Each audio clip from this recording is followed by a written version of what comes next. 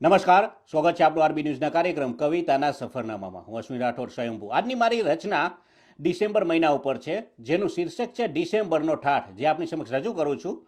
કે વર્ષનો છેલ્લો મહિનો ને ઠંડીનો વાય છે વારો, વર્ષનો છેલ્લો મહિનો ને ઠંડીનો વાય છે વારો, ગરમ કપડાને તાપણાનો શોખ લાગે છે ન્યારો.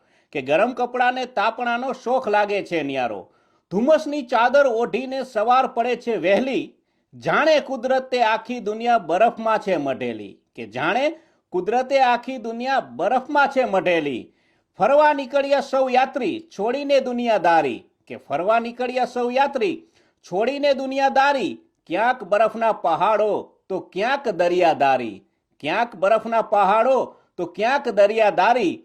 યાદોનું પોટલું બાંધીને ડિસેમ્બર લેશે વિદાય. કે યાદોનું પોટલું બાંધીને ડિસેમ્બર લેશે વિદાય. નવા વર્ષના સૂરજ સંગાથે નવી આશા બંધાય. કે નવા વર્ષના સૂરજ સંગાથે નવી આશા બંધાય. મીઠી ઠંડીમાં મળે જ્યારે સ્નેહીજનોનો સાથ, મીઠી ઠંડીમાં મળે જ્યારે સ્નેહીજનોનો સાથ, એટલે જ તો સ્વયંભૂ નિરાળો છે આ ડિસેમ્બરનો ઠાઠ. કે એટલે જ તો સ્વયંભૂ નિરાળો છે આ ડિસેમ્બરનો ઠાઠ.